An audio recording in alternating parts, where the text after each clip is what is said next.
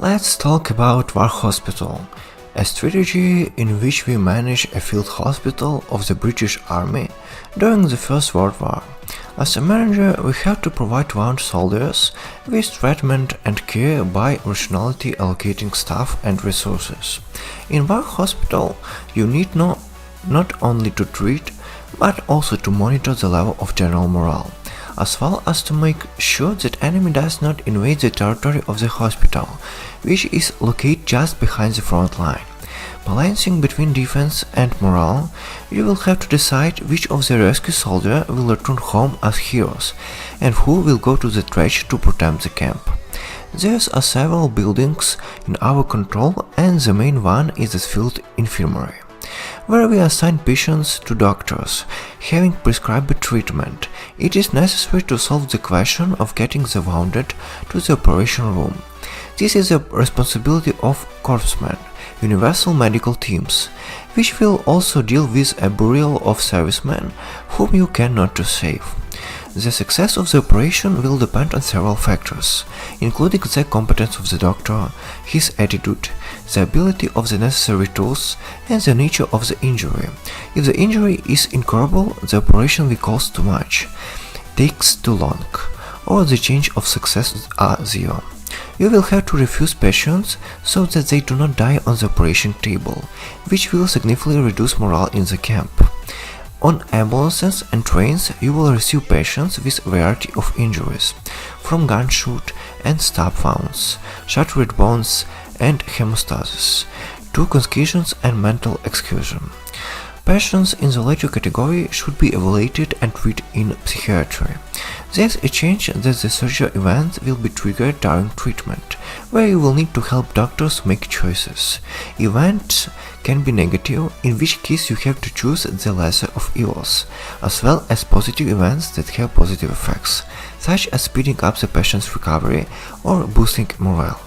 The post-operative period of patients in War Hospital is spent in rehabilitation center, under the supervision of nurses. Each nurse assigned to duty resources the time it takes to the patient is rehabilitated. Once the soldier is fully recovered, you can evaluate his parameter and decide what to do with him next. Send him to defend a line of trenches to provide enough combat power to repeat an enemy attack on the camp, or demobilize him. If demobilized, the soldier becomes a civilian and remains waiting in the camps until evacuation, boosting overall morale. A KURO-O soldier can also be sent by train to headquarters, from where they will be moved to another battlefield. In a tool, you will receive war bills, which can be used to order additional supplies from HQ warehouses, like food rations, drugs, surgical instruments, or building materials. War Hospital has an improvements tree, where you will explore and build new structures, as well as improve existing ones. For example, purchasing an X-ray machine for surgery will increase the chance of succeeding during operation, while building a chemistry department with oxygen tanks and breathing machines will allow you to treat gangrene, tenants, and oxygen therapy.